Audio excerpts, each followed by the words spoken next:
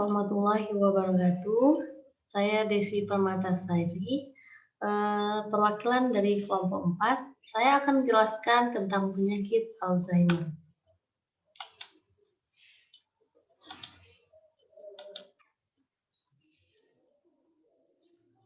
Alzheimer. Penyakit Alzheimer sering disebut sebagai demensia degeneratif primer.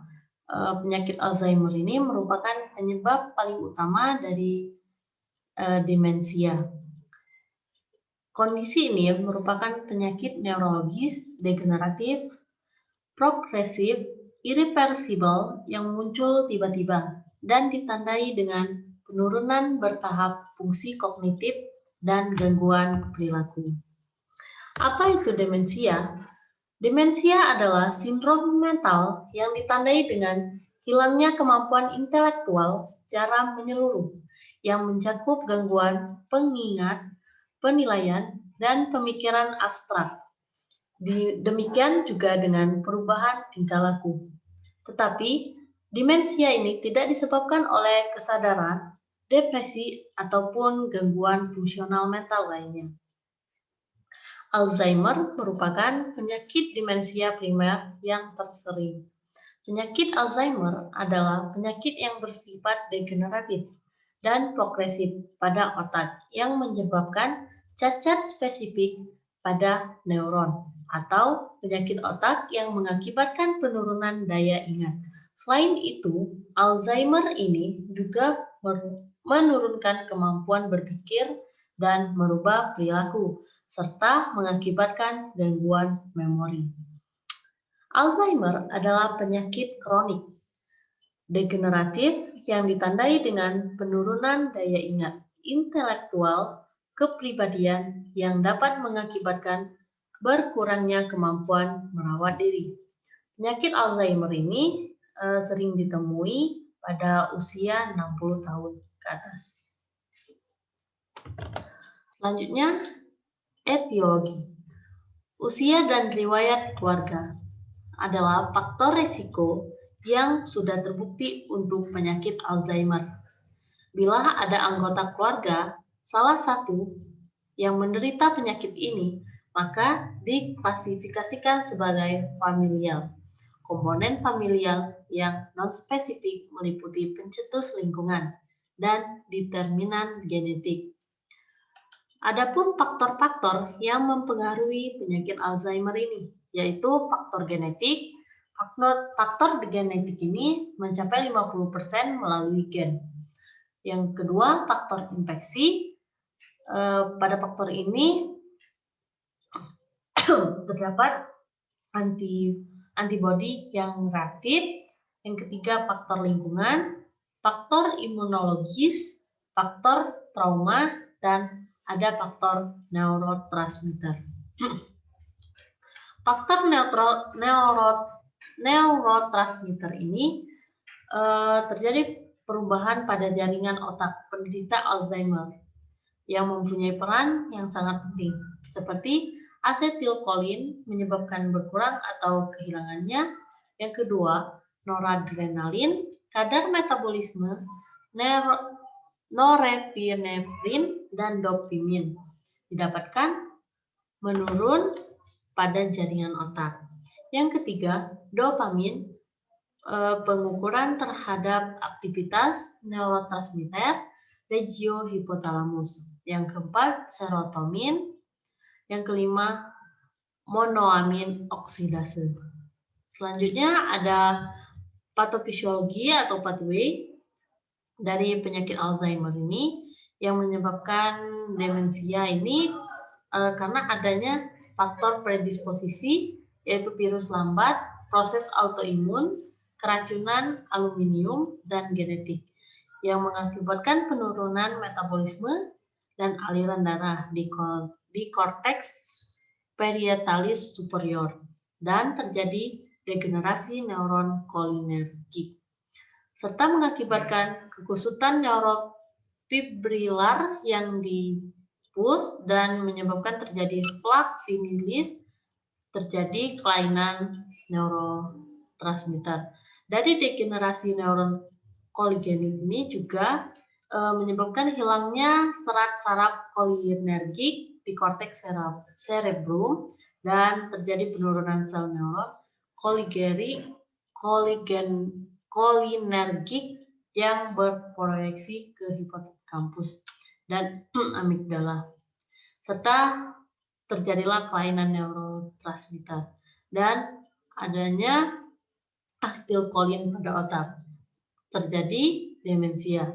Pada demensia ini mengakibatkan perubahan kemampuan merawat diri sendiri, kehilangan kemampuan menyelesaikan masalah, perubahan mengawasi keadaan yang kompleks, dan pemikiran abstrak, emosi labil, apatis, lost deep memory, serta terjadi tingkah laku aneh dan kacau, dan cenderung mengembara, mempunyai dorongan melakukan kekerasan.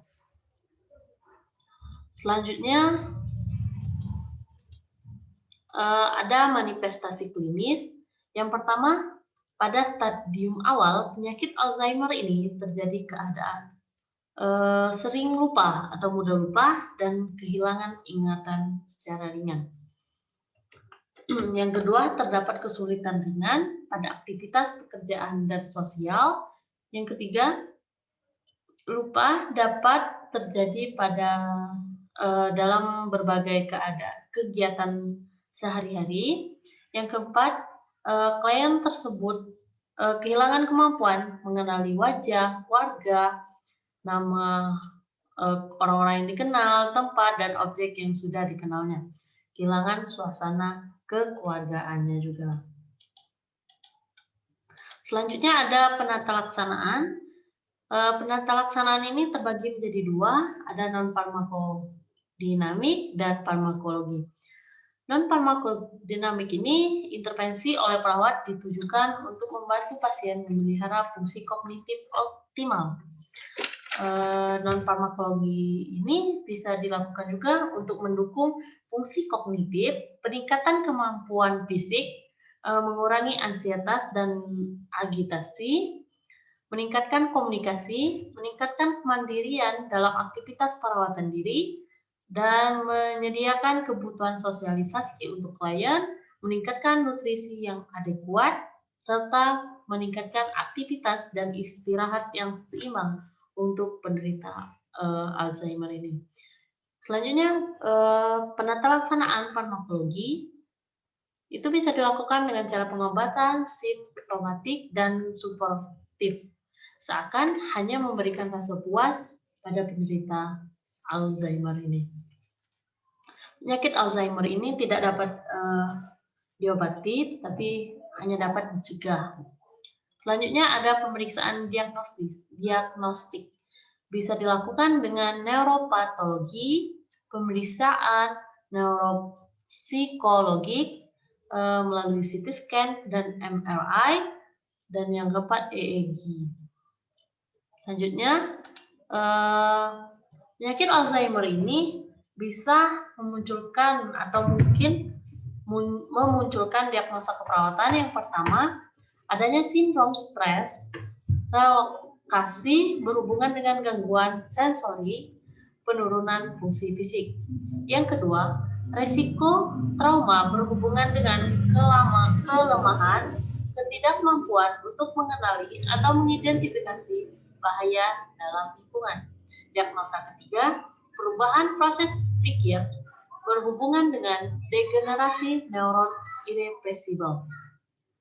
Diagnosa keempat, perubahan persepsi sensori berhubungan dengan perubahan persepsi, transmisi, dan atau integrasi. Diagnosa kelima, ada perubahan pola tidur berhubungan dengan perubahan pada sensori.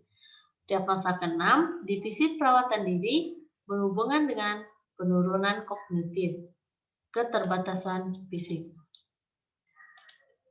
Untuk melakukan evaluasi, maka bisa diketahui masalah itu belum teratasi atau masalah sudah teratasi, masalah tidak terjadi atau masalah menjadi aktual.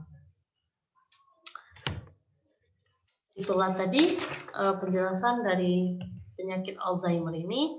Maka saya akan menyimpulkan dari penyakit Alzheimer ini yaitu